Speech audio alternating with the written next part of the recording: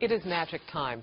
Let's bring in our Fox News political insiders. John loves it when I say that. John LeBoutelier, former Republican congressman for New York. Pat Caddell joining us via satellite tonight, a former pollster for President Jimmy Carter and Fox News contributor. And Doug Schoen, former pollster for President Bill Clinton and a Fox News contributor as well. Doug, I'm going to start with you. We are now with two presumptive nominees, Clinton and Trump, rolling our way toward the general election. So I want to get your thoughts on how it shapes up. Irrespective of the polling and what people say, but just experience-wise what you see. Here's what we have.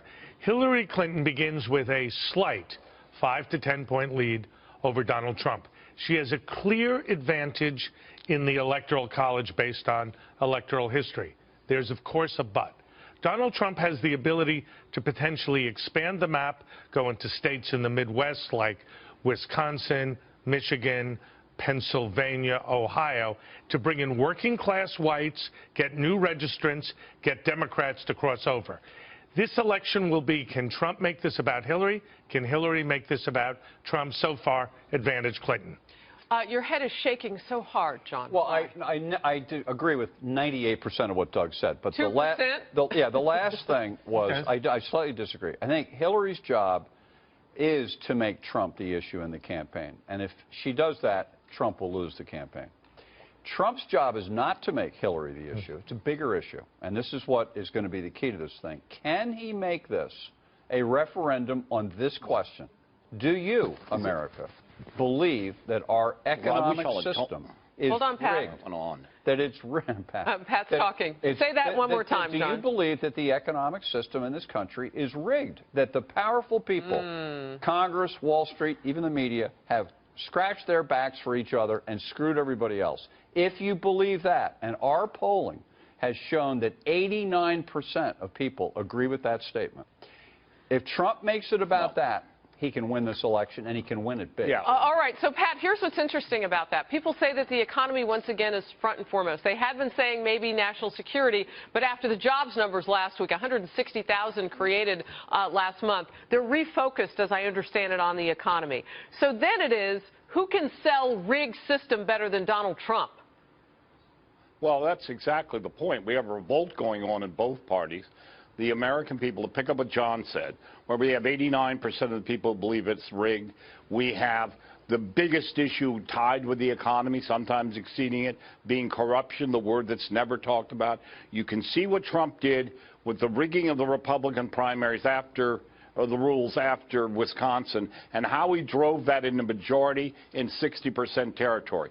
Country is virulently against so many things. They think we're weak defense-wise. They think the economy, they're being screwed, and it's getting worse. Everything points to wanting an election of real change that's anti-establishment. Hillary Clinton is the establishment candidate, and she is the no-change candidate.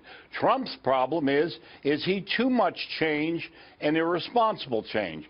And that's where it will be. But I'll guarantee you, if this election ends up being on the basis of what the people believe, Hillary Clinton better worry. These phony polls, like ORC's, which show only 5% undecided, you got to stop and say, what kind of polling is this? What a fraud.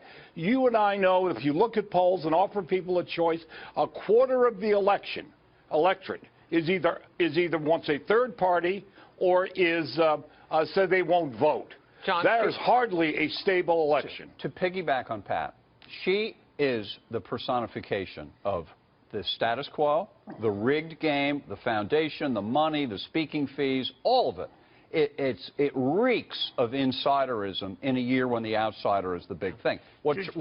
Everything Pat said about Trump is correct, and we know that we've said this for weeks. The Donald needs to get off of some of the negative stuff, focus on what I just mentioned, the big Well, this picture. is negative, too, but it's just not about her. Harris, we need to get this fair and balanced. Oh, please. Look, the Republican Party is hopelessly divided. You have two former presidents, the Speaker of the House, a couple of key Can I just point out, though, that the Republicans now have got one candidate. How many do you have in your party? Well, yeah, you have two. The answer's two. Well, hold. Harris, give me a chance here. There may be another Republican running. Mitt Romney was approached. Yeah, but that wouldn't be with the Republican Party. But he would be running as a Republican. Getting, I don't know, looked at for a third party. I don't even know how solid that is. Deal. No, that is, and it's Doug's point of how riven the Republican Party is, that they are seriously looking at running a third candidate just to ruin Trump in a general election. All right, I want to ask our producers real quickly. Do we have time for the Trump on Clinton soundbite? Can we run that real quick? Okay, let's watch. She's married to a man who hurt many women. He was impeached for lying about what happened with a woman. And she's going to take ads about little Donald Trump? I don't know. I don't think so. Okay? I don't think so. And Hillary was an enabler, and she treated these women horribly. Just remember this. And some of those women were destroyed not by him, but by the way that Hillary Clinton treated them after everything went down. Doug, status quo, rigged games, as you said, in the economy, John. That's not where this is, but could this work against Hillary Clinton? You know, I don't think it will. Look, I worked for Bill Clinton during the Lewinsky scandal. He left office with the highest level of approval he ever had when that happened. Secretary Clinton was not an enabler of this. She was somebody who offered an occasional commentary. You don't really believe I do, in fact, Pat. I believe it with all my heart and soul. And look, Donald Trump has as high a negative as any presidential candidate has, and all this will do is drive the negative higher. I'm going to go back to you, Pat. Well, I just want to say, if anyone doesn't believe that she was an enabler, I would like to sell them a bridge in New York, particularly one going to Brooklyn.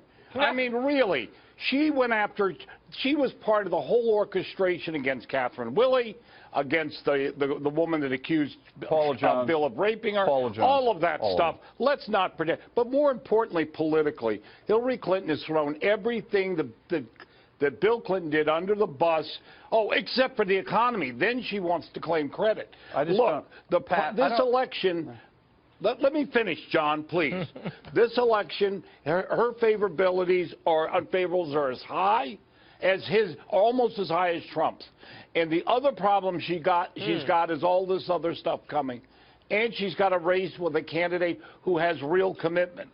As I said before, and let me just say this, the conventional wisdom was stupid. We were right all along. The conventional wisdom today, which is all these people in the media, I'm just shocked at how ignorant they are saying, all right, Pat, I got to step in. The Electoral College is not a lock They're playing your soundtrack, which means we have to take a quick break.